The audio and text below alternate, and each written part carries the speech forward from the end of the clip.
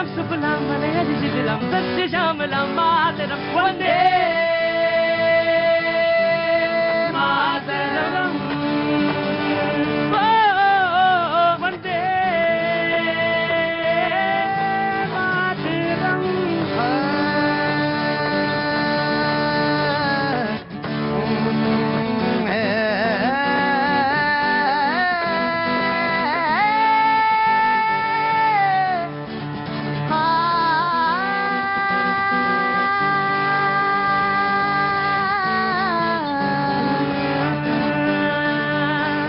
हमसे तुमसे मिलकर बना देश सारा, देश सारा।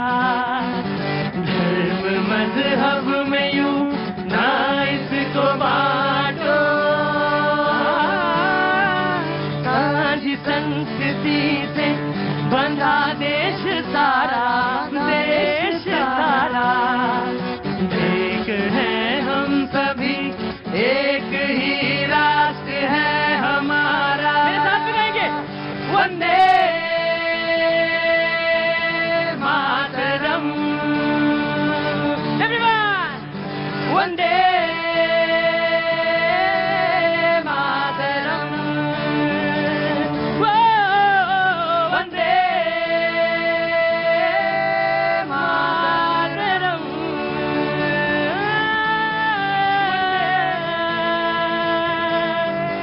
मातरम। माता की जय। भारत माता की जय। वंदे मातरम। मातरम। बहुत बहुत शुक्रिया, थैंक यू सो मच भैया जी। कहीं में आपका एक बार फिर से स्वागत है, बहुत बहुत शुक्रिया, थैंक यू सो मच जी। अच्छा, पेड़ लगाया है आपने, बहुत अच्छा किया आपने। है ना, नहीं इसको बचाने के लिए मैं बोल दूंगा, लेकिन बच कितना पाएगा मुझे नहीं मालूम। बिरवा तो बहुत पहले लगाया गया था, 1947 में, आज का नहीं, 1947 में लगाया गया बिरवा। आज लगाया होता तो मैं बात करता। हम सबको जिम्मेदारी दी गई थी, आपने एक पेड़ की तरफ इशारा किया। अच्छा है, लगाया तो है, कभी भी लगाया जाए अच्छा है, लेकिन 1947 में जो बिरवा लगाया गया और उसमें ये प्रण लिया गया इस बात का कि हर शख्स उस पे पानी डालेगा। आपको तो याद होगा, क्या उम्र है साहब आपकी? 81। और ये कहा गया कि सबने इस बात का प्रण लिया, इस बात के लिए प्रतिज्ञा ली कि उसमें वो पानी डालेंगे। लेकिन अब स्थितियां क्या हैं, परिस्थितियां क्या हैं, ये हम सब वाकिफ हैं। रोज मैं बात करता हूं, रोज मैं किन्हीं किन्हीं बातों से रोज आपको जोड़ने की कोशिश करता हूं। स्थितियां वही हैं, लगभग वैसी ही। मैं किसी बयान से अपनी बात शुरू करूं, मुझे अच्छा नहीं लगा और ना ही लगता है कि राहुल गांधी ने IUML, इंडियन यूनियन मुस्लिम लीग की जो बात करी, उस पे कहा कि वो धर्मनिरपेक्ष है। उसके तर्क में बीजेपी ने तमाम उदाहरण दे दिया, बोले जो बंटवारे में लोग मारे गए और जो बंटवारे में जो आग पैदा हुई, जो नफरत की आग थी, उसका आप उपहास उड़ा रहे हैं, मजाक बना रहे हैं राहुल गांधी, ऐसा कहा। मैं तो कुछ और देख रहा था कि राजनीति के रंग कैसे होते हैं। ये छोड़ दीजिए, बयान छोड़ दीजिए, कौन किसको कह रहा है ये तो मुझे मालूम है। 24 का चुनाव है, चुनाव के लिए हर आदमी लगा हुआ है कि सत्ता उसके हाथ से जानी नहीं चाहिए, लेकिन ये सत्ता उसके हाथ में आए, सत्ता किसी के हाथ से जाए ना, हो क्या रहा है ये मैं जानना चाहता हूं। और आज का बहस के आगाज पर यही रहेगा, बातचीत का सिलसिला यही रहेगा। आरोप प्रत्यारोप चले, कोई बात नहीं, अच्छी बात है, लोकतंत्र में नहीं होगा कहां होगा। लेकिन यह बहुत अफसोसजनक बात है कि बात करते करते आप यहां तक पहुंच जाएं कि आप देश को ही घायल करने लगे। ये अच्छी बात नहीं है, बिल्कुल अच्छी बात नहीं है। और मैं आज की बहस में राजनीति का जो रंग है, जो तेवर है, जो कलर है, मैं उसी की तरफ इशारा करूंगा। मैंने जरूर सफेद कपड़ा पहना हुआ है, इसी में सारे रंग हैं। आप लोग अपने अपने मुताबिक रंग देख लीजिएगा। कहां से आना हुआ साहब? वो तो है, अभी रख दीजिए। ये एक बीमारी भी है, मैं बता रहा हूं सच। हालांकि स्मृतियां रखने के लिए होता है याद में। यार अब हम कहां चले जा रहे हैं? हमारी याद में क्या? हम अभी थोड़ी अभी दुनिया में रहेंगे बहुत साल, ऐसे ही चिल्लाते रहेंगे। कहाँ से आना हुआ? यूपी में मऊ से। मऊ से। क्या नाम है? दिनेश चंद गुप्ता। दिनेश चंद गुप्ता। क्या काम करते हैं दिनेश चंद जी? दुकान है। दुकान है? अरे वो तो मैं समझ गया था दुकान है। काहे की दुकान तो मेरे पास भी है। आपकी काहे की दुकान है? आपकी पत्रकार की, मेरी मिठाई की है। बोले आपकी पत्रकार की दुकान है और मेरी मिठाई की। गुप्ता जी तो अगली बार जब आइएगा तो मिठाई जरूर लेके आइएगा, खाली हाथ मत आइएगा जी। है जी, एक मिनट, 1 by 1 आराम से। अच्छा नहीं लगता वो जो उतावलापन है, वो मुझे बिल्कुल अच्छा नहीं लगता। बहस को, डिबेट को। हाँ जी, कहाँ जाना? इसीलिए कल इंतजार करके चला गया। हाँ जी, वो भाई गवाह हैं। हाँ हाँ मैं अयोध्या से आया, हमारे बच्चे बदरपुर में रहते हैं। हाँ हाँ, वहाँ से आया था। बोलिए। अब बोलूं क्या? बोलने के लिए बहुत कुछ है, इतना तो आपके पास टाइम भी नहीं होगा। लिस्ट बहुत लंबी। क्या नाम है आपका?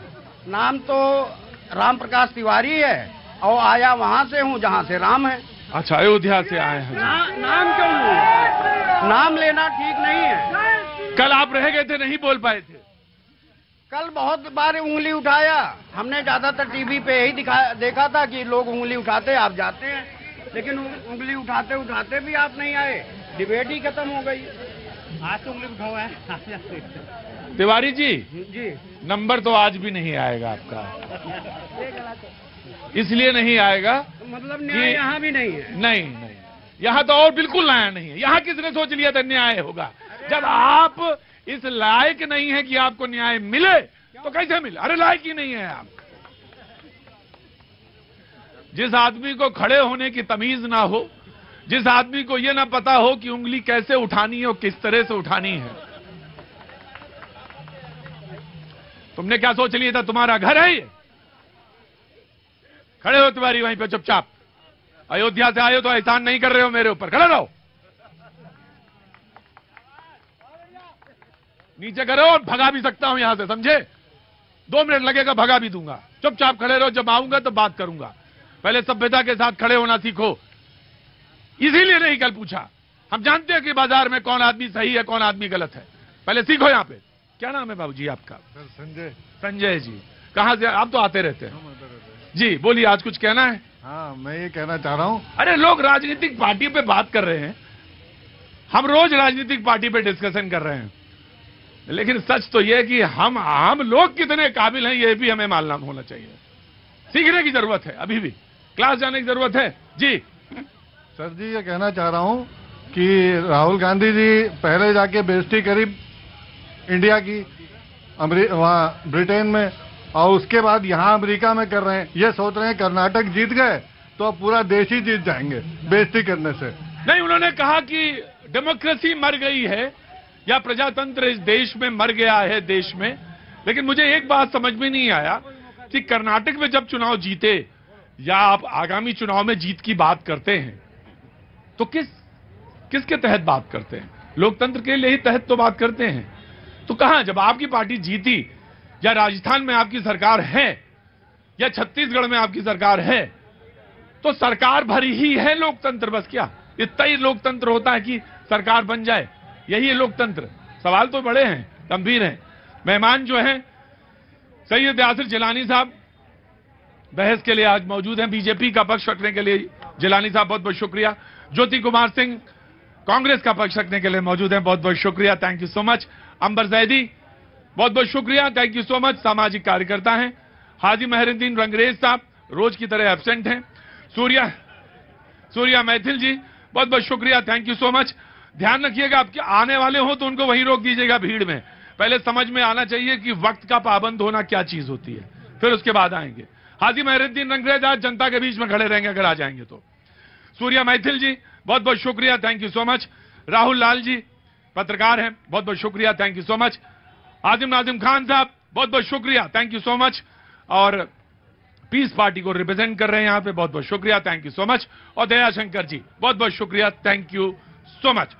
पहले मैं कांग्रेस से ही जानना चाहता हूं कि मुस्लिम लीग को धर्मनिरपेक्ष पार्टी माना या कह रहे हैं आप, तो ठीक है, आपकी अपनी बात है, कहिए। लेकिन बीजेपी ने आपसे भी एक सवाल पूछा है कि जो बंटवारे के लिए जिम्मेदार, उनका उपहास मत उड़ाइए जी। ठीक है, बीजेपी का जो सवाल किया मैं उसका भी जवाब दे देता हूं, लेकिन जहां से आपने बात शुरू की है मैं वहां से बात शुरू करूंगा।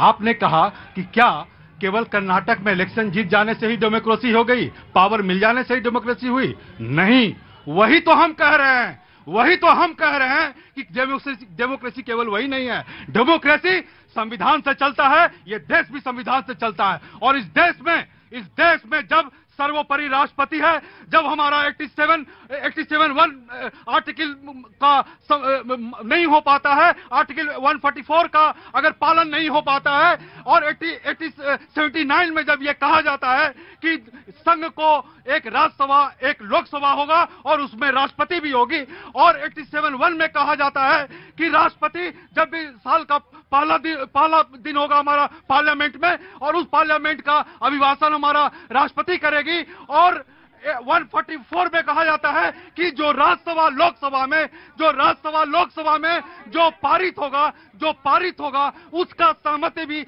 राष्ट्रपति। इन्हीं के पार्टी के नेताजी ने बोला था, आचार्य प्रमोद कृष्णम जी ने, उन्होंने कहा था कि राजदंड स्थापित हो गया, देवता पुष्प बरसाने लगे और गधे चिल्लाने लगे। बैठो बैठो बैठो, लोकतंत्र है। बैठो बैठो बैठो बैठो, मैं आया। उन्होंने तमाम आर्टिकल का जिक्र किया। यासिर जिलानी साहब विल रिस्पॉन्ड। तो ये मुस्लिम लीग क्यों बहस शुरू हो गई, ये मैं जानना चाहता हूं। देखिए, मुझे हैरानी है और जनता भी हैरान हो रही होगी। आपने सवाल क्या किया कांग्रेस से, और कांग्रेस इतनी हताश और निराश है, जवाब क्या दे रही है? मुस्लिम लीग पे इन्होंने कोई बात नहीं करी। मुस्लिम लीग की आजादी के बाद जरूरत क्या थी भारत में? मेरा सवाल इनसे है। जी इसी सवाल पे रहूंगा। मुस्लिम लीग की जरूरत क्या थी? उस वक्त भारत के जो निर्माता बने हुए थे, भारत को बनाने वाले थे, उस वक्त पहले प्रधानमंत्री थे, क्या उन्हें दिखाई नहीं दे रहा था? जो ट्रेनें आई थी, जो ट्रेनें गई थी, लाशों का अंबार था, खून था, टुकड़ों में लाशें बटी थी। उसके बाद मुस्लिम लीग पाकिस्तान चला गया था, और आप फिर उसी मुस्लिम लीग के चेलों को, जिन्ना के दो चेले, बी पोकर बहादुर और एम इस्माइल, जिसने इंडियन मुस्लिम लीग आजादी के 8 महीने के बाद बताई, और भारत के उस वक्त के निर्माता खामोशी से देख रहे थे। जनाब अली, अरे भक्त भाई लोग, सुन लो। अरे भक्त भाई लोग सुन लो। चमचा तुम अपने बाप के हो गए। नहीं, खड़े रहो। देखिए, इनको रोकिए।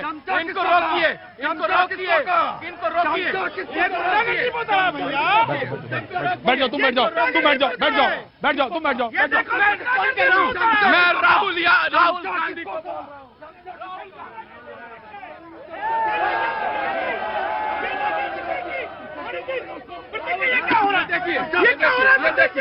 ये देखिए ये क्या हो रहा है?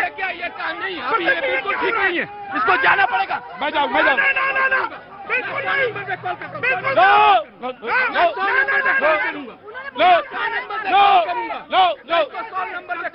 राहुल गांधी को पीछे बैठो।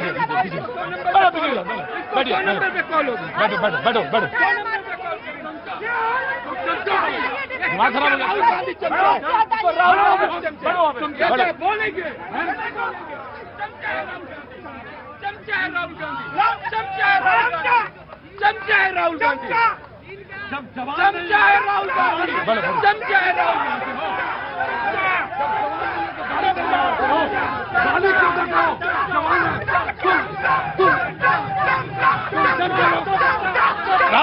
ज्योति खुला। देखिए, आप मैं हूं ना, या बैठ जाओ चुपचाप। दया आवाज आइए, आप बेकार बकवास मत करिए। डिबेट से बाहर जाइए। समझ नहीं आ रही आपको बात? डिबेट से बाहर निकालिए। आप बैठिए। आपने भक्त क्यों बोला? तो चमचा बोल दिया उन्होंने। सुन तो लीजिए। हाँ तो आप वहाँ क्यों गए? नाराज हो गए? क्योंकि आपको कंडक्ट पर अगर सवाल है तो आप कंडक्ट का जवाब तर्क से देंगे। अगर मैंने भक्त दिया बोला, जैसे अभी आपने मुझसे पूछा कि भक्त, आपने पहले भक्त बोला, भगवान के भक्त बोले, वो भगवान के चमचा बोल दिया। किसका? मैं बताता हूँ चमचा। बैठिए। ज्योति नहीं, ज्योति ये गलत बात है ना। बकवास मत करिए, वहाँ चलिए।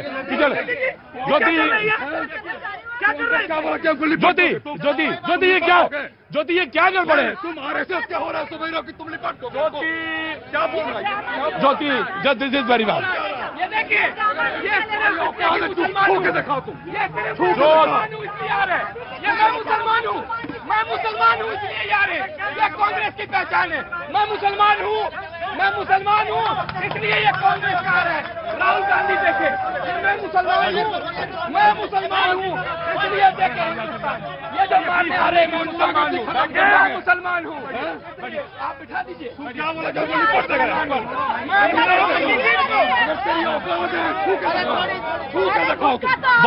मैं आज तुम्हारी तुमने शुरुआत की। शुरुआत आपने शुरू की। आपने शुरुआत जी, आपने शुरुआत की। आप गए पहले। सबसे कमी नहीं है, अंधभक्तों की कमी नहीं है। ये सारे अंधभक्त हैं। इनको सिर्फ मोदी के अलावा कुछ नहीं नजर आता। ठीक है, वन बाय वन। रुकिए, आप भी वही काम कर रहे हैं जी। वन बाय वन सवाल पूछना चाहिए लोकतंत्र में। संगोल से नहीं चलेगा सब कुछ। ठीक है, लोकतंत्र में सवाल पूछो। बिल्कुल। चमके नहीं बनना, सवाल पूछना है। आराम से कूल डाउन। आराम से। अब दूसरा सवाल मैं भाई वन बाय वन। एक आदमी बोलेगा ना जी। नो, दिस इज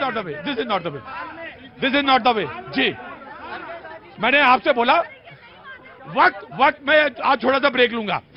मैं बिल्कुल थोड़ा सा ब्रेक लूंगा जी। मातरम वंदे।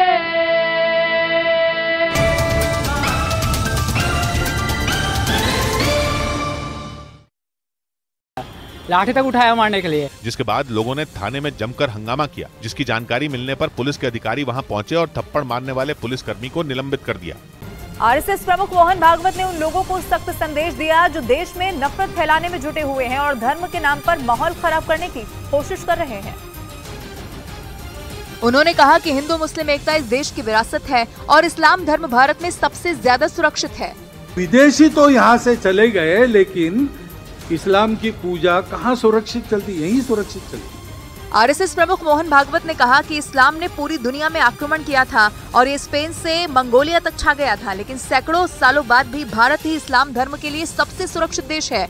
लेकिन कुछ लोग इन बातों को भूलकर नफरत फैलाने वाली नीति पर काम कर रहे हैं। और आरएसएस प्रमुख मोहन भागवत ने विदेशों में देश को बदनाम करने वालों पर भी जमकर निशाना साधा। उन्होंने इशारों में राहुल गांधी के बयान पर सवाल उठाए और कहा कि विदेश में भारत को नीचा दिखाने वाले देश के शत्रु हैं। देश के बाहर तो भारत को नीचा दिखाना चाहने वाले शत्रु है, अपने स्वार्थ के लिए भारत को दबाए रखने वाले, आपस में झगड़ता लड़ता रखना चाहने वाले लोग हैं। आरएसएस प्रमुख ने कहा कि देश के बाहर भारत को नीचा दिखाने वाले भी देश के शत्रु हैं और ऐसे लोगों से हमें सावधान रहने की जरूरत है, क्योंकि ये भी अपने फायदे के लिए देश को तोड़ने की साजिश रचते रहते हैं। और हिंदू राष्ट्र की बात करते हुए आरएसएस प्रमुख ने शिवाजी महाराज और संभाजी महाराज का भी यहाँ पर जिक्र किया और स्वयं सेवकों से उनके आदर्शों पर चलने की बात कही। इस दौरान मोहन भागवत ने शिवाजी महाराज आदर्शों का जिक्र किया और कहा कि उन्होंने साफ तौर पर हिंदू स्वराज की घोषणा की थी और उनका स्वराज ही हिंदू राष्ट्र है। इस देश के प्रति नाता रखने वालों को उन्होंने सुरक्षित किया, वही हिंदवी स्वराज, उसी को हम हिंदू राष्ट्र कहते हैं। देश के प्रति नाता रखने वालों को उन्होंने सुरक्षित किया, वही हिंदू स्वराज है, उसी को हम हिंदू राष्ट्र कहते हैं। इस दौरान उन्होंने स्वयं सेवकों से हनुमान जी और शिवाजी महाराज के आदर्शों पर चलने और उनके संकल्पों का पालन करने की बात भी कही।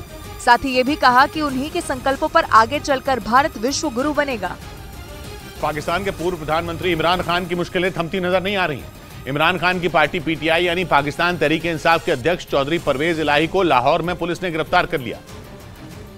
और चौधरी परवेज इलाही की गिरफ्तारी के बाद इमरान खान की पार्टी पीटीआई ने एक वीडियो भी जारी किया जिसमें पुलिस उन्हें धकेलते हुए ले जा रही। बताया गया कि पाकिस्तान के पंजाब प्रांत के पूर्व मुख्यमंत्री चौधरी परवेज इलाही पर भ्रष्टाचार के कई मामले दर्ज हैं जिन पर पुलिस की जांच में सहयोग न करने का भी आरोप है। यही वजह है कि कोर्ट ने चौधरी परवेज इलाही के खिलाफ गैर जमानती वारंट जारी कर दिया और उन्हें गिरफ्तार कर लिया गया। वहीं परवेज इलाही की गिरफ्तारी से इमरान की पार्टी में खलबली मच गई। पाकिस्तान के पूर्व प्रधानमंत्री इमरान खान के पक्के दोस्त शाह महमूद कुरैशी भी उनका साथ छोड़ सकते हैं।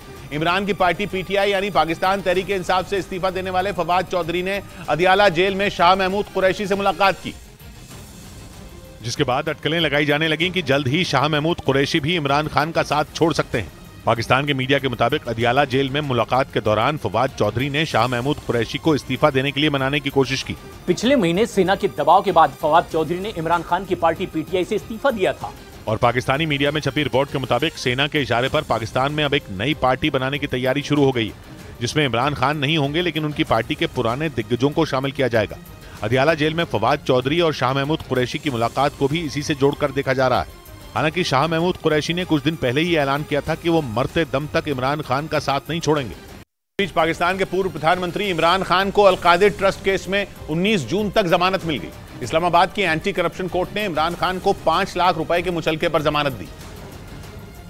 मतलब यह कि इमरान खान 19 जून तक अल-कादिर ट्रस्ट केस में गिरफ्तारी से बचे रहेंगे। इसी मामले में पिछले महीने 9 मई को उन्हें इस्लामाबाद हाई कोर्ट से गिरफ्तार कर लिया गया था, जिसके बाद कोर्ट ने उनको 17 मई से 31 मई तक के लिए जमानत दे दी थी। आरोप है कि इमरान खान और बुशरा बीवी ने अपने कुछ करीबियों के साथ मिलकर के इस अल-कादिर ट्रस्ट का गठन किया था, जिसका मकसद पाकिस्तान के झेलम जिले में अच्छी शिक्षा के लिए अल-कादिर यूनिवर्सिटी की स्थापना करना था। लेकिन आरोप है कि यूनिवर्सिटी को दान में मिली जमीन को इमरान और उनकी पत्नी ने गैर कानूनी तरीके से हड़प लिया। लेकिन सत्ता से हटते ही इस मामले की जांच शुरू हुई और इमरान खान और उनकी पत्नी की मुश्किलें बढ़ गईं। और उधर इमरान खान अपनी पार्टी के नेता और पाकिस्तान के पंजाब प्रांत के पूर्व मुख्यमंत्री चौधरी परवेज इलाही की गिरफ्तारी के बाद भड़क चुके हैं। उन्होंने ट्वीट करते हुए शहबाज सरकार पर मनमानी करने का आरोप लगा दिया और ये दावा किया कि शहबाज शरीफ सरकार के कहने पर ही पिछले दिनों में उनकी पार्टी पीटीआई के कई नेताओं को जबरदस्ती परेशान किया गया। इमरान ने ट्वीट कर आरोप लगाया कि पीटीआई के 2 सीनियर नेता परवेज इलाही और असद कैसर को जांच एजेंसियों ने पूछताछ के बहाने बुलाया और फिर उन्हें गैर कानूनी ढंग से गिरफ्तार कर लिया गया। इमरान खान ने दावा किया कि इन दोनों नेताओं को ये ऑफर भी दिया गया कि अगर वो इमरान की पार्टी पीटीआई से अलग होने का ऐलान कर दें तो उन्हें छोड़ दिया जाएगा। और उधर पाकिस्तान सरकार में मंत्री मियां लतीफ ने आशंका जाहिर की है कि 9 मई को पाकिस्तान में हुए हिंसक आंदोलनों के पीछे विदेशी ताकतों का हाथ था। उन्होंने दावा इस बात का किया कि इमरान खान के कहने पर उनके समर्थकों ने पाकिस्तान के कई शहरों में हिंसा की, जिसका ऑर्डर उन्हें विदेशों से मिला। और फिर इमरान के कहने पर उनके समर्थकों ने लाहौर, रावलपिंडी और पेशावर समेत कई शहरों में सेना से जुड़े स्मारकों और सैन्य अधिकारियों के घरों को निशाना बनाया, जिसके बाद पाकिस्तान की जांच एजेंसियों ने आशंका जाहिर की थी कि इन सब के पीछे इमरान खान का हाथ था। लेकिन अब शहबाज सरकार में मंत्री मियां लतीफ ने दावा किया कि इमरान इस प्लान में सिर्फ मोहरा थे और पाकिस्तान में दंगों की साजिश किसी दूसरे देश से रची गई। मियां लतीफ के मुताबिक इमरान खान की पार्टी पीटीआई के कार्यकर्ताओं को साल भर तक बाकायदा हिंसा फैलाने की ट्रेनिंग भी दी गई और फिर इमरान की गिरफ्तारी होते ही उन्हें दंगे भड़काने का आदेश दे दिया गया। आतंकी संगठन टीटीपी यानी तहरीके तालिबान पाकिस्तान ने अपनी मैगजीन के जरिए इमरान खान और उनके समर्थकों की जमकर तारीफ की। टीटीपी को पाकिस्तान का तालिबान भी कहा जाता है, जिसने पाकिस्तान की सरकार को उखाड़ फेंकने की कसम खाई हुई है, जिसके लिए वो पिछले साल नवंबर से पाकिस्तान के शहरों को निशाना बना रहा है। पेशावर की एक मस्जिद में आत्मघाती हमला कर टीटीपी ने एक साथ 100 से ज्यादा लोगों की जान ले ली थी और अब इस आतंकी संगठन ने अपनी मैगजीन के नए अंक में 9 मई को हुई हिंसा के लिए इमरान खान और उनके समर्थकों की तारीफ की है। साथ ही इस आतंकी संगठन ने पाकिस्तान की सेना और राजनीतिक ताकतों से लड़ने के लिए इमरान खान की तरफ दोस्ती का हाथ भी बढ़ाया। अपनी मैगजीन के कवर पेज पर टीटीपी ने पाकिस्तान और अफगानिस्तान के विदेश मंत्री की तस्वीर भी छापी। उसने ये दावा किया कि पाकिस्तान में लोगों के बीच सेना के खिलाफ नफरत बढ़ती जा रही है। पाकिस्तान के पंजाब प्रांत के एक इलाके में हुए एक बम धमाके में 6 लोगों की मौत हो गई और कई लोग घायल हो गए। वहां की पुलिस के मुताबिक मरने वाले सभी लोग एक ही परिवार के थे, जो कबाड़ बेचने का काम करते थे। पाकिस्तान के पंजाब प्रांत की पुलिस के मुताबिक ये धमाका तब हुआ जब एक परिवार के कुछ लोग कबाड़ हटाने के काम में जुटे थे। तभी वहां हुए एक जोरदार धमाके से पूरा इलाका थर्रा गया। धमाके की वजह से वहां मौजूद 6 लोगों की मौत हो गई। मरने वालों में 2 महिलाएं और 2 बच्चे शामिल हैं, जबकि इस धमाके की चपेट में आने की वजह से 2 लोग घायल हो गए, जिन्हें इलाज के लिए अस्पताल में भर्ती कराया गया। इस बम धमाके के बाद वहां लोगों की भीड़ जमा हो गई। पुलिस के बड़े अधिकारी भी वहां पहुंच गए। इस घटना की जांच की जा रही है और ये पता लगाया जा रहा है कि कहीं ये आतंकी हमला तो नहीं था। बीच ईरान की सीमा पर आतंकियों ने पाकिस्तान के 2 सैनिकों को मार गिराया। विदेश में राहुल गांधी के बयान पर लगातार तीसरे दिन घमासान। मुस्लिम लीग को बताया धर्मनिरपेक्ष पार्टी। बीजेपी ने राहुल पर बोला हमला। अमेरिका में राहुल गांधी के बयान पर संघ प्रमुख मोहन भागवत का हमला। बिना नाम लिए बोले विदेश में भारत को नीचा दिखाने वाले देश के शत्रु। छत्रपति शिवाजी के 350वें राज्याभिषेक दिवस पर प्रधानमंत्री ने किया नमन। बोले स्वराज की स्थापना करने वाले शिवाजी ने दी राष्ट्र निर्माण की प्रेरणा। में 2 सैनिकों की जान चली गई। इस हमले के बाद पाकिस्तान की सेना ने पूरे इलाके में सर्च ऑपरेशन शुरू कर दिया। बागेश्वर धाम के पंडित धीरेन्द्र शास्त्री ने एक बार फिर से हिंदू राष्ट्र को लेकर हुंकार भर दी है। इस दौरान उन्होंने लव जिहाद पर भी हमला बोला और दिल्ली मर्डर केस का भी जिक्र किया गया और कहा कि अब भारत को हिंदू राष्ट्र घोषित करने का वक्त आ गया है। जब तक हिंदू राष्ट्र नहीं होगा तब तक ये लव जिहाद, तब तक ये धर्मांतरण, तब तक ये राम की यात्रा पर पत्थर, तब तक ये वो पालघर महाराष्ट्र के संतों के ऊपर पत्थर फेंकना, उनको बर्बरता के साथ मारना, मंदिरों को नष्ट करना, हमारी प्राचीनता के साथ खिलवाड़ करना तब तक बंद नहीं होगा। इतना ही नहीं, उन्होंने ये भी कहा कि अब शांति का समय बीत गया है और क्रांति का वक्त आ चुका है और वो सनातन धर्म के लिए हमेशा आवाज उठाते रहेंगे। दूसरी तरफ पंडित धीरेन्द्र शास्त्री ने सनातन के देवी देवताओं को नहीं मानने वालों पर भी निशाना साध दिया और उन्हें सनातन का शत्रु तक कह डाला। उन्होंने कहा कि जो लोग खुद को सनातनी कहते हैं लेकिन देवी देवताओं को नहीं मानते, वो सनातन के छिपे हुए शत्रु हैं। जो सनातन के देवी देवताओं को नहीं मानते और अपने आप को सनातनी कहते, वो हिडन शत्रु सनातनी। इसके साथ ही उन्होंने खुद को चैलेंज देने वालों पर भी निशाना साधा और इससे पब्लिसिटी स्टंट करार दे दिया। पंडित धीरेन्द्र शास्त्री ने कहा कि बागेश्वर धाम की ताकत के आगे कोई टिक नहीं सकता। उन्हें बागेश्वर सरकार और बालाजी पर पूरा भरोसा है। और इधर धर्म परिवर्तन से जुड़े रांची मॉडल मामले में मॉडल ने आरोपी तनवीर खान पर उसे धमकी देने और सोशल मीडिया प्लेटफॉर्म पर इंस्टाग्राम पर उससे संपर्क करने की कोशिश करने का आरोप लगाया। मॉडल का कहना है कि आरोपी तनवीर ने एक बार फिर से उससे माफी मांगी। सबूत के तौर पर उसने तनवीर के इंस्टाग्राम पर भेजे गए एक मैसेज का स्क्रीनशॉट भी दिखाया। मॉडल का आरोप है कि तनवीर उस पर केस वापस लेने का दबाव बना रहा है ताकि वो आसानी से विदेश जा सके, क्योंकि वो अभी तक अरेस्ट हुआ नहीं है और वो बाहर घूम रहा है। मुझे और मेरे परिवार वालों को खतरा है क्योंकि वो धमकी पे धमकी दिए जा रहा है। इससे पहले मॉडल ने मुंबई के वर्सोवा थाने में आरोपी तनवीर खान के खिलाफ केस दर्ज कराया था। आरोपी तनवीर रांची का रहने वाला है, इसीलिए मुंबई पुलिस ने केस को रांची ट्रांसफर कर दिया। अब रांची की पुलिस मामले की जांच कर रही है।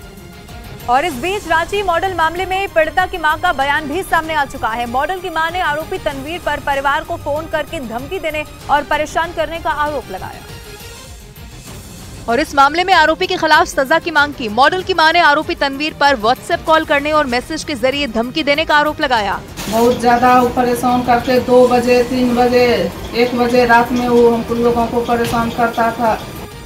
मॉडल की मां ने आरोपी तनवीर पर पूरे परिवार को परेशान करने और उनके साथ गाली गलौज करने का भी आरोप लगाया। मॉडल का परिवार इस मामले में जल्द से जल्द आरोपी की गिरफ्तारी की मांग कर रहा है। वहीं मुंबई पुलिस ने इस केस को रांची पुलिस को ट्रांसफर कर दिया है, जिसके बाद रांची पुलिस मामले की जांच कर रही है।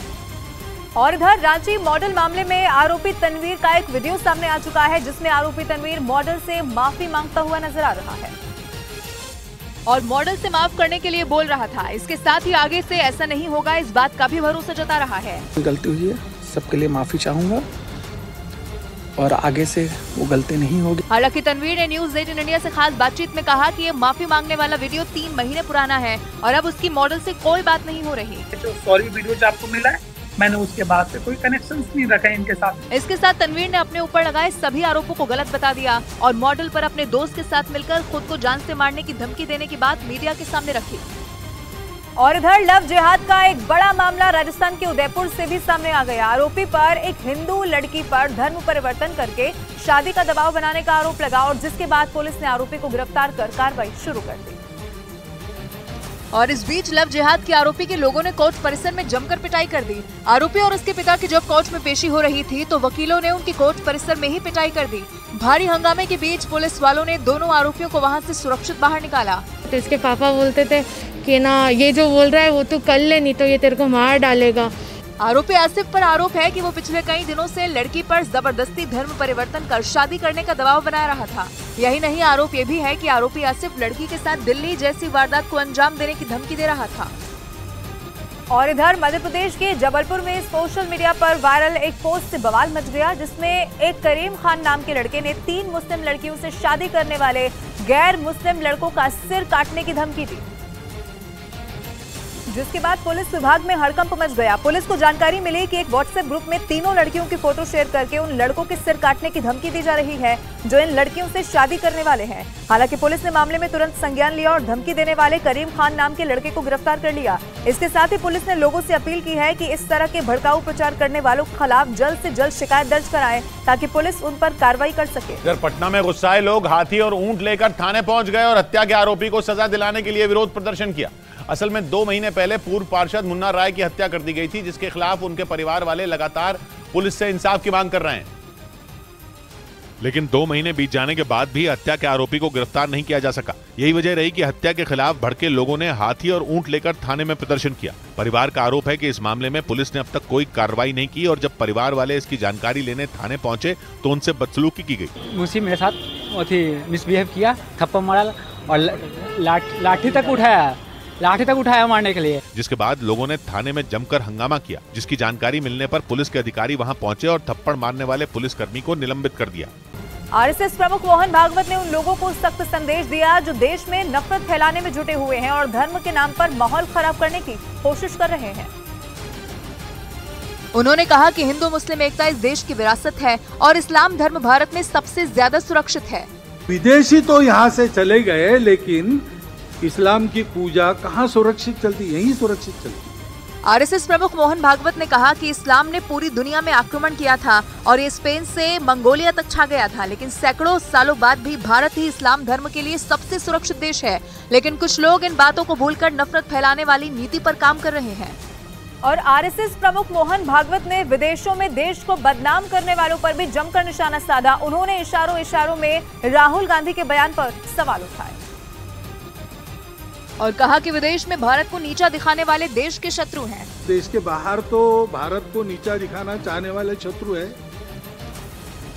अपने स्वार्थ के लिए भारत को दबाए रखने वाले, आपस में झगड़ता लड़ता रखना चाहने वाले लोग हैं। आरएसएस प्रमुख ने कहा कि देश के बाहर भारत को नीचा दिखाने वाले भी देश के शत्रु हैं और ऐसे लोगों से हमें सावधान रहने की जरूरत है, क्योंकि ये भी अपने फायदे के लिए देश को तोड़ने की साजिश रचते रहते हैं। और हिंदू राष्ट्र की बात करते हुए आरएसएस प्रमुख ने शिवाजी महाराज और संभाजी महाराज का भी यहां पर जिक्र किया और स्वयं सेवकों से उनके आदर्शों पर चलने की बात कही। इस दौरान मोहन भागवत ने शिवाजी महाराज आदर्शों का जिक्र किया और कहा कि उन्होंने साफ तौर पर हिंदू स्वराज की घोषणा की थी और उनका स्वराज ही हिंदू राष्ट्र है। इस देश के प्रति नाता रखने वालों को उन्होंने सुरक्षित किया, वही हिंदवी स्वराज, उसी को हम हिंदू राष्ट्र कहते हैं। देश के प्रति नाता रखने वाले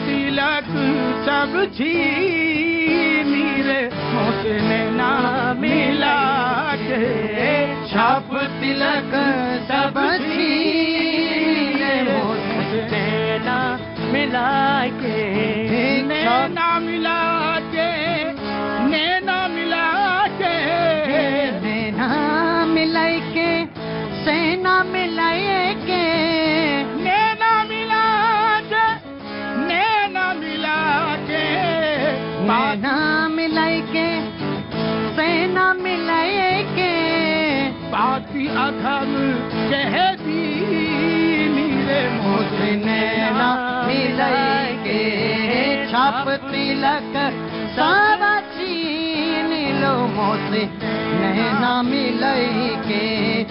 आप जिनके करीब होते हैं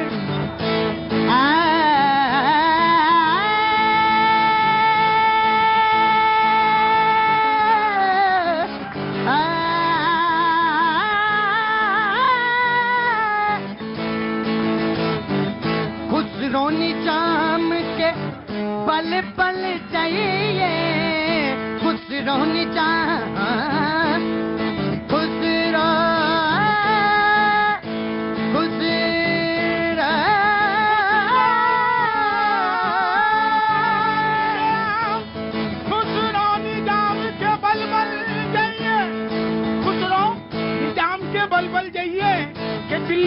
सुहावनो, दिल्ली देश सुहावनो, तो बसे जहां दिलदार। दिल्ली देश सुहावनो, तो बसे जहां दिलदार, और खुसरो ऐसे देश में तन्नन की जोहार। खुसरो निजाम के बल बल जाइए, मोहे सुहागन की नैना मिलैके सब तिलक सब थी रे मोती नैना मिलैया। नैना मिला के गंगा जमुना की लहरों में, गंगा जमुना की लहरों में प्यार के धारे बहते हैं। हिंदू मुस्लिम सिख ईसाई मिलजुल कर सब रहते हैं। बहुत बहुत शुक्रिया निजामी भाई, न जाने कहां से ऊपर वाले ने आपको भेज दिया, वरना यहां तो गंगा जमुना बह ही रही थी थोड़ी देर पहले। बहुत बहुत शुक्रिया। लगभग 2.5-3 साल के बाद इनका यहां आना हुआ। लेकिन एक बात मैं आपसे सारे लोगों से कहना चाहता हूं, मैं शो करते हुए लगभग मुझे इस तरह के शो करते हुए 18-19 बरस हुए। मेरी उम्र कम नहीं है, ठीक ठाक उम्र है मेरी भी। यह और बात है कि दाढ़ी नहीं रखता हूं मैं। सच तो यह है कि कोई ना कोई शख्स जरूर आता है अगर आप ईमानदारी से काम करना जानते हैं। तो आज निजामी भाई को भेजा, बहुत बहुत शुक्रिया, थैंक यू सो मच। मैं सबको, मुझे भूलता कुछ नहीं, मुझे याद सब रहता है। मैं एक बात कहना चाहता हूं, मैंने जहां से शुरू किया था, आपका आचरण बहुत अच्छा होना चाहिए। कुछ भी हो, हम कहीं भी हो, कैसे भी स्थितियों और परिस्थितियों में हो, हमको देखने वाले छोटे बच्चे, बूढ़े बुजुर्ग और तमाम सारे लोग होते हैं। इसलिए हमारा आचरण भी एक नंबर का होना चाहिए, हमेशा एक नंबर का, किसी भी परिस्थिति में। मैंने जिसके लिए कहा, जो कहा उन्होंने समझा। मैं माइक उनके पास ले जाऊंगा, वो कुछ कहेंगे, उसके बाद फिर डिबेट को आगे बढ़ाएंगे, फिर मैं आपके पास आऊंगा। जी सीधा बात, I am sorry for being rude and basically I was provoked, so just it was a bad. Thank you so much, sorry उन्होंने कहा। और मैंने कुछ नहीं कहा था उनसे। मैंने कहा आपको अगर कुछ समझ में आया हो तो कहिए, क्योंकि मैं जानता हूं इनको, मेरे बहुत पुराने दोस्त हैं। ये क्यों ऐसा हुए तो मैं जानता हूं। आदमी अगर प्रकृति के विपरीत जा रहा है तो क्यों जा रहा है, तो मैं जानता हूं। अब मैं अगला मौका आपका। देखिए, भाजपा का तो आचरण नहीं है। भाजपा तो सम्मानित करने के लिए संगठन है जो लोगों को सम्मानित करता है, और हम विचारधारा की लड़ाई लड़ रहे हैं। हम पर्सनल लड़ाई कहां लड़ रहे हैं? मैंने एक तर्क आधारित क्वेश्चन किया था और इनके नेता के लिए पूछा था। क्या सवाल? मेरा जो सवाल था मैं वहीं अटका हूं कि आजादी के बाद मुस्लिम लीग जैसे नाम की संस्था या संगठन की जरूरत क्या है? इतनी नाराजगी, इतना गुस्सा, इतना हताशा। आप अगर कर्नाटका में जीत गए हैं तो आप हिंसा करेंगे? आप लोगों की बात को, आप तो बड़ी बड़ी बातें करते हैं, हमें संविधान ने ताकत दी है, हमें बाबा साहब भीमराव अंबेडकर ने, ऑफ कोर्स हर आदमी को पूछने का, सवाल करने का। लेकिन अगर कोई आपसे सवाल करेंगे तो आज आप इतनी बौखलाहट में, मैं समझ सकता हूं, क्योंकि राहुल गांधी से देश नाराज है, पार्टी के लोग नाराज हैं। वो देश में जाके देश की बेइज्जती कर रहे हैं। देश के प्रधानमंत्री के ऊपर कटाक्ष करना, देश के विचारधारा पे कटाक्ष करना, देश के संस्कृति पे प्रहार करना, ये अच्छी बात नहीं है। और उन्हें बड़ा नहीं कोई कर रहा है, वो और दिन प्रतिदिन छोटे होते जा रहे हैं। मैं सम्मानित पैनल से एक बात कहना चाहूंगा, एक बार मैं फिर कांग्रेस के पास जाना चाहूंगा, then the debate will be open. ठीक है, मुस्लिम लीग की बात कर रहे हैं, मैं वहीं से बात शुरू कर देता हूं। Muslim League second in command Hindu Mahasabha के, जब कांग्रेस पार्टी 1942 में जब क्विट इंडिया मूवमेंट चला रही थी, तो यही महासभा के लोग थे जब उसमें बोलते थे कि आप अंग्रेज के सेना में भर्ती हो। और जब मुस्लिम लीग ने वेस्ट बंगाल में सरकार बनाई थी, तो second in command Hindu Mahasabha के डेप्यूटी सीएम थे। ये जवाब है। मुस्लिम जो इतिहास के जानकार हैं वो जानते हैं कि मुस्लिम लीग कहां पे था और उसने क्या कहा था। देखिए, मुस्लिम लीग जब थी भारत में आजादी से पहले, जो सेकंड वर्ल्ड वॉर की बात कर रहे थे, मैं तो अब की बात कर रहा हूं। सेकंड वर्ल्ड वॉर में तो आप वो क्या कह रहे थे, जब वो 1946 से लेके आजादी तक जो मद्रास का रिजम था, उसमें जिन्ना के 2 चेले थे।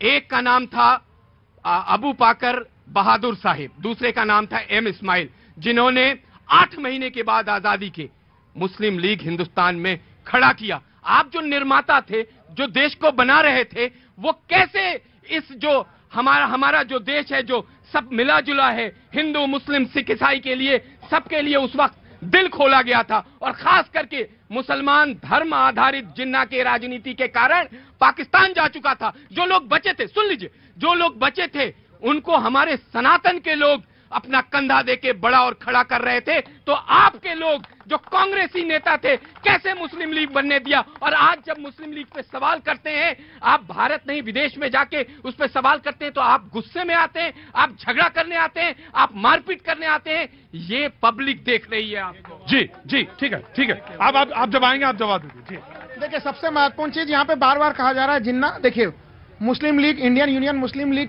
को लेके जो आरोप लग रहे हैं कि भाई जिन्ना के चेले थे, लेकिन मुख्य सवाल यह है कि अगर जब भारतीय जनता पार्टी की जो पुरानी जनसंघ और तमाम जो पार्टियां रही, हिंदू महासभा, उस समय उन लोगों ने तो जिन्ना के साथ, देखिए जिन्ना का प्रस्ताव कब आया था?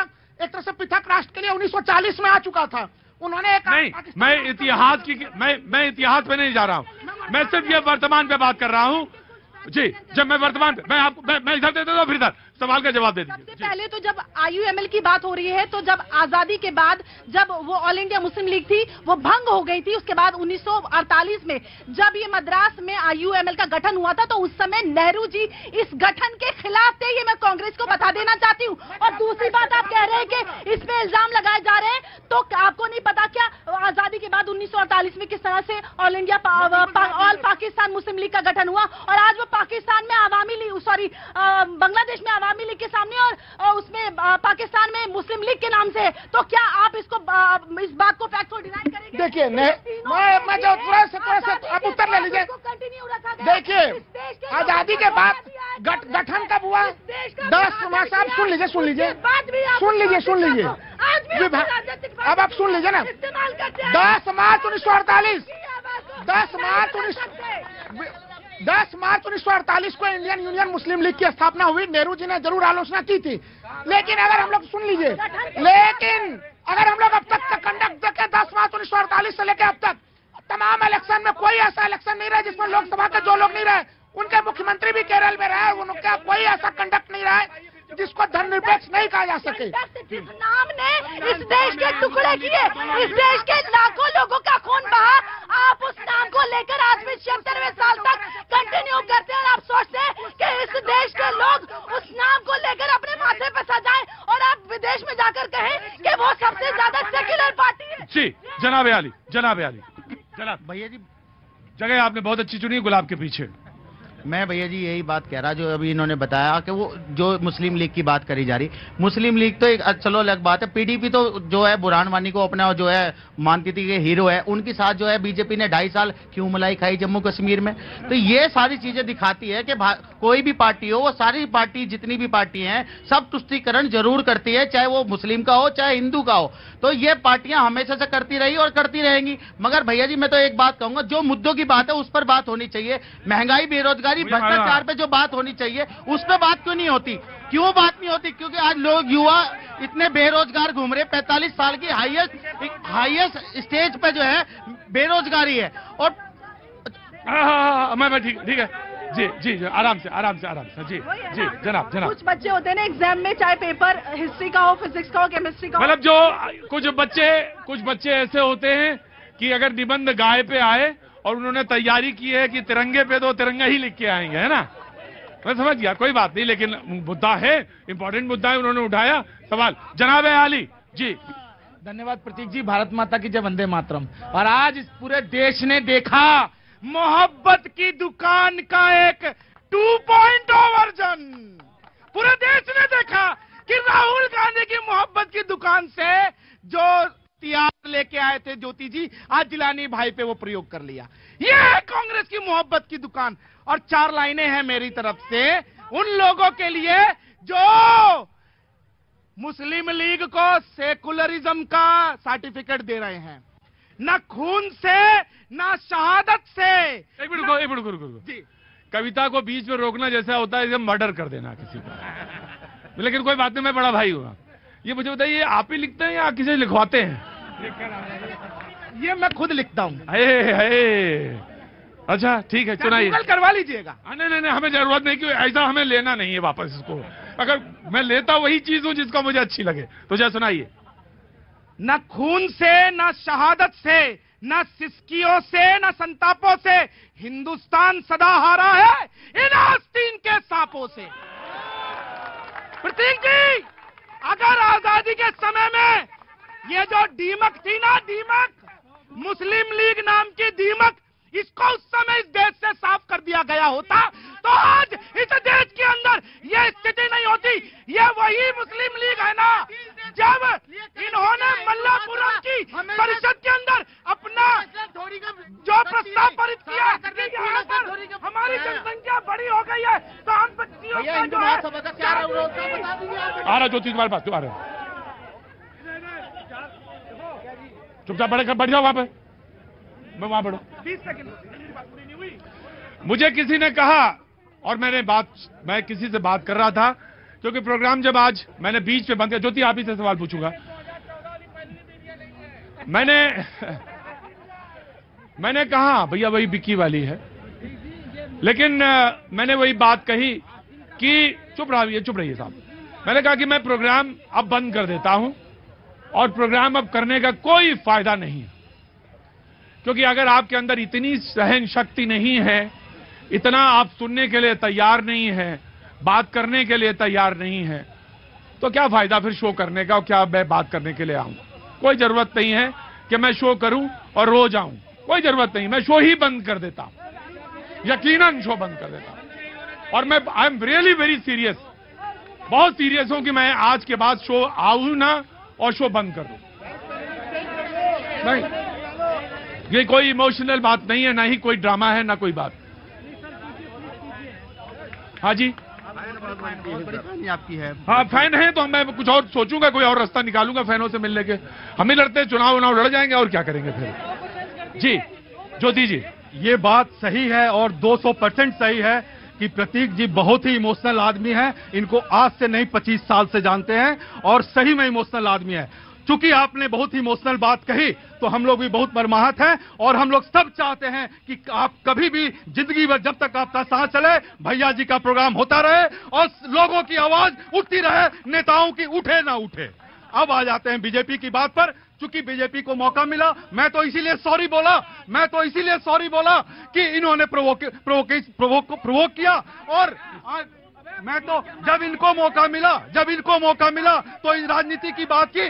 मैं तो डेमोक्रेसी और आईपीसी की सेक्शन भी बता मैं ज्योति मैं आपको बहुत 25 साल से आपको जानता हूं। मैं आपको आज एक बात कहता हूं, आप जाने माने वकील भी हैं और वकालत आप जानते हैं। कभी भी मुझको ना जाने को अभी कोई बोल रहा था ये मीडिया 2014 वाली नहीं है, 2014 के पहले वाली नहीं है, बदल गई। ये मीडिया बिकी हुई है, ये मीडिया गोदी है। अरे ये जो उसको देख रहे हो जो लंबे वाला, ये पागल जैसा जो लगता है जिसके लंबे लंबे, अरे मुझे अपने लिए कह रहा हूं, जिसके लंबे लंबे बाल हैं, ये पागल, अरे वो वही ना जो करता है। बहुत प्रोवोक करते हैं लोग, प्रोवोक ही नहीं करते। मुझे ना जाने ट्विटर पे ना जाने मुझे क्या क्या लोग कह देते हैं। नहीं चमचों ने गिरा, मैं सुनाता हूं आपको। चमचे होते कैसे? चमचों ने गिराई थी वो सरकार पुरानी, चमचों ने गिराई थी वो सरकार पुरानी और चमचे ही फिरा देंगे इस सरकार पे पानी। तो चमचे दोनों तरफ बड़े खतरनाक होते, चाहे इधर के हो चाहे उधर के। लेकिन मैं आपसे एक बात कहता हूं, उम्र में हम दोनों लोग बराबर के हैं। एक ही बात, कभी मत प्रवोक होइए, ये नियम भी। और आप तो ऐसी हिंदुस्तान की सबसे डिफिकल्ट डिबेट में आते हैं आप। कांग्रेस को 100 में 100 नंबर देने चाहिए आपको। Sir, I am trained in your program only and I am doing so well in other channels also because of your program. Thank you so much. Now अब बात कर रहे हैं, जब ये बात कर रहे हैं तो मैं अब सेक्शन पर भी नहीं, वैसे सेक्शन इनको बताता हूं। सेक्शन 352 में प्रोवोकेशन का मैं आपको पता करूं, मैं एक बता दिया। लेकिन अब आ जाइए भी वकील है, वो भी आ जाइए, बता देना, अब जवाब ले लेना, जवाब देना। अब जब आपने राहुल गांधी के दौरे की बात की आपने विदेश में, तो राहुल गांधी ने अपने स्पीच में क्या बोला इसका कोई चर्चा नहीं हो रहा है। हो रहा है कि वहां गए और पीएम का उन्होंने बदनामी कर दिया, देश का बदनामी कर दिया, लेकिन क्या बोला इसकी चर्चा नहीं हो रही है। अब देखिए, जब कहा कि लोकतंत्र मर गया, लोकतंत्र मर गया, तभी तो मैं आर्टिकल सुना रहा था। उन्होंने कहा कि वो जो संस्थाएं हैं जैसे इलेक्शन कमीशन है, विजिलेंस है, इन सबको विपक्ष का साथ देना चाहिए। नहीं, साथ देखिए, मैं कह रहा हूं विपक्ष का साथ नहीं देना चाहिए। उन्होंने कहा विपक्ष का साथ आना चाहिए। सर फेयर होना चाहिए, फेयर होना चाहिए, फेयर होना चाहिए। यस, फेयर होना चाहिए। मैं कह रहा हूं कि अगर राहुल गांधी ने बोला, राहुल गांधी, मैं तो खुश हूं कि राहुल गांधी हमारे प्रधानमंत्री का तारीफ किया। क्या तारीफ किया?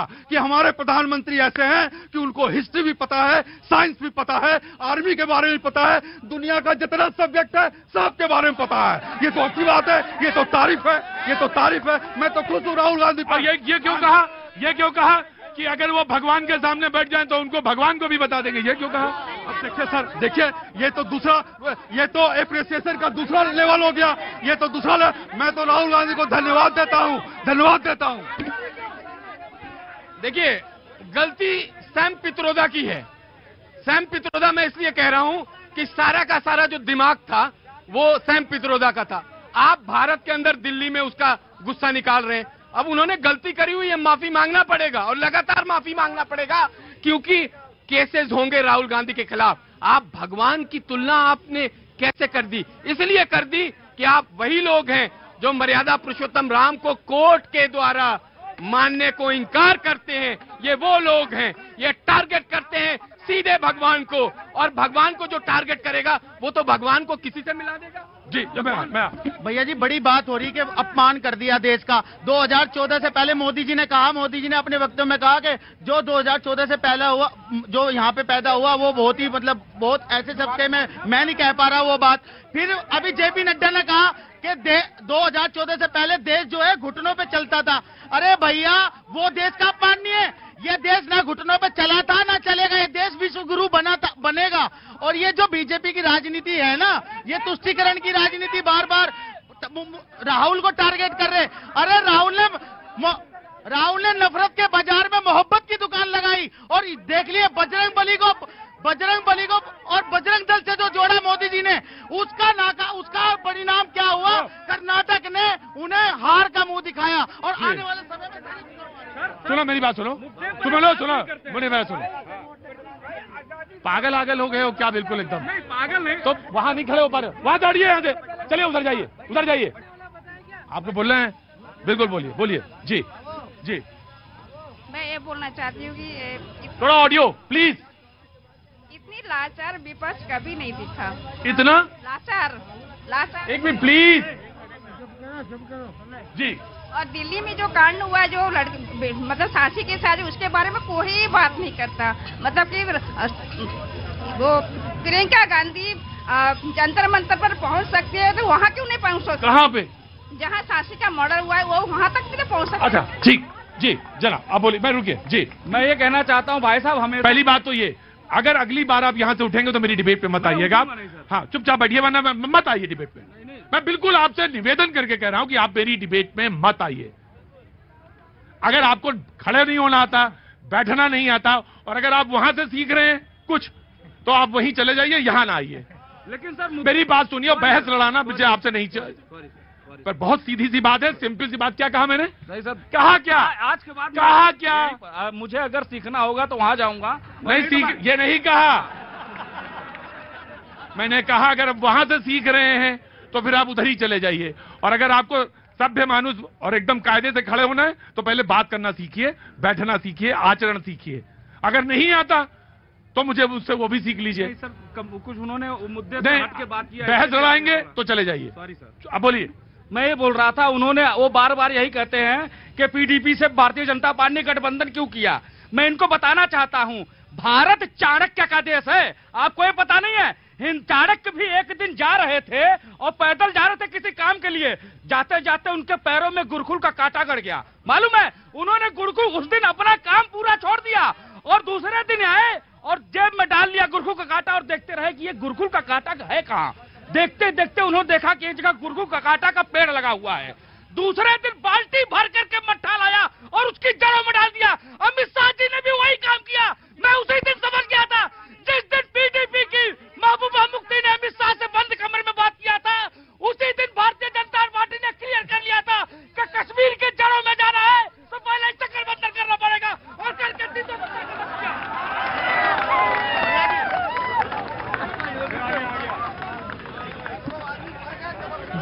देखिए भैया जी, जिस तरीके से राहुल जी के बारे में बात चली, अगली बार से मुझे एक आदमी डॉक्टर, कोई MBBS तो जरूर बुलाना पड़ेगा, हु कैन कंट्रोल BP, मेरा भी और बाकी लोगों का भी। आप बैठिए, ज्यादा BP है आपका डॉक्टर। अरे डॉक्टर साहब आ गए, होम्योपैथी। इनको डॉक्टर साहब, इनको दवा बताइए, कौन सी BP ज्यादा हो तो कौन सी होम्योपैथी की दवा लेनी चाहिए? रिलैक्स करें, रिलैक्स करें। और कोई दवा भी है? और राजनीति छोड़ दें। भैया जी, राहुल जी के बारे में जो बात चल रही है, लेकिन कोई भी देश के युवाओं के बारे में बात नहीं करेगा। युवा जो बेरोजगार हो रहा है उसके बारे में कोई बात नहीं करता, लेकिन बात यह करते हैं मुस्लिम लीग की। यह बताइए, सन 47 वाली बात वो जिन्ना के साथ चलेगी। आज का जो भारत का जो युवा है वो चाहता है रोजगार। रोजगार है कहाँ, यह बताइए। रोजगार के बारे में कोई बात नहीं करता। बात जो हमेशा करते हैं यहाँ पे एक नफरत। अरे भैया, हाजिम नाजिम साहब, ये बात जो कही, ये राहुल गांधी ने एक सवाल के जवाब में दी और किसी ने नहीं कही। हम नहीं कह रहे हैं, आप कहिए, जो आपको बोलना वही बोलिए। देखिए, राहुल जी ने जो भी कहा, लेकिन भारत का जो आवाम है वो चाहती है रोजगार। रोजगार है कहाँ? प्रतीक जी, अभी हाजिर अंग्रेज ने एक बात कही थी कि मोहब्बत की दुकान खोली है नफरत के बाजार में। तो मैं ये कहना चाहती हूँ कि इस देश को, ये कांग्रेस पार्टी ना इस देश की फिरकी ले रही थी। फिल्म थी ना पीके, उसमें कि आप कोई ऊपर से फिरकी ले रहा है, रॉन्ग नंबर, तो वही लगाते हैं। मोहब्बत की दुकान खोल के मोहब्बत का स्टिकर लगा के उसके अंदर नफरत किस तरह से परोस रहे हैं। जी, आराम से बैठिए। क्या नाम है आपका? भाटिया जी, उधर उड़ो। भाटिया जी यहाँ बैठो, बैठो भाटिया जी, आराम से बैठो। 15 दिन बैठो, बैठना सीख जाओगे, बोलना आ जाएगा। बैठो। कहाँ से आए? बैठो। गुजरात से। क्या नाम है? कृणाल। आप हमारे गांव में भी आए थे। गांव आए? कौन सा गांव है? धर्मज गांव। धर्मज। सारे लोग तो वहां NRI हैं। वहां ऐसा विचित्र गांव है धर्मज कि उस गांव में जो सड़कें हैं गांव की, वो ये जो कैनॉट प्लेस की सड़क है उससे ज्यादा अच्छी हैं। और यू नेम एनी बैंक, वो सारे के सारे बैंक उस धर्मज में हैं। गांव का खुद का भी बैंक है। वहां पे एक टावर बना है जो उसका घड़ी लगी है। वो अद्भुत है जगह धर्मज। तो जनाब, क्या नाम है? कुणाल जी, बहुत बहुत स्वागत है आपका। कुछ कहने के, यहाँ कैसे आ गए? आपको मेरी एक बेस्ट विशेष है। आपका जो आप जो शो करना चाहते हैं, एक लद्दाख में, मणिपुर में, कच्छ में, मैं आपको रोज देखता हूँ 6:30 बजे, रोज देखता हूँ। मेरे को पता है आपकी ये विश है। अब तो आज तो मैंने एक विश और कह दी कि मेरा मन ही नहीं अब शो करने का, मैं खत्म करना चाहता हूँ शो, बहुत हो गया। तो मेरा कच्छ है ना, कुछ दिन आओ गुजरात में। जरूर आएंगे कच्छ में, लेकिन मेरा मन नहीं रह गया। मैं शो करूं, मेरा मन बिल्कुल नहीं होता, क्योंकि ये लड़ाई झगड़े मुझे बिल्कुल अच्छे नहीं लगते। जी जनाब। जी, जो विचारधारा से हार चुके हैं, जो बार बार कोशिश कर रहे हैं कि उन्हें, क्योंकि वो सत्ता के लालची लोग हैं। मैं इसलिए कहता हूं क्योंकि 70 साल में 57 साल सत्ता में, अरे भाई साहब यार, 57 साल हुकूमत रही है, 57 साल हुकूमत में रही, त्याग क्या कर दिया भारत की जनता ने? 57 साल, अरे भाई साहब, तो 57 साल सत्ता भी तो रही है। उसके बाद ये बौखलाहट है, ये निराशा है, ये हताशा है, ये गाली गलौज। जी 57 साल सत्ता में रहा मैंने त्याग किया कांग्रेस ने देश के लिए। 1885 से लेकर के 1962 तक 42 साल तक कांग्रेस ने त्याग किया। कहाँ थी RSS, कहाँ था जनसंघ, कहाँ था बीजेपी? और हिंदू महासभा के सभा में जिन्ना को गले मिलाया सावरकर जी ने। कहा जिन्ना प्रधानमंत्री तब बनोगे जब 2 नेशन की थ्योरी कहा सावरकर ने। पाकिस्तान का विभाजन हिंदुस्तान का सावरकर जी ने किया है, सावरकर ने किया।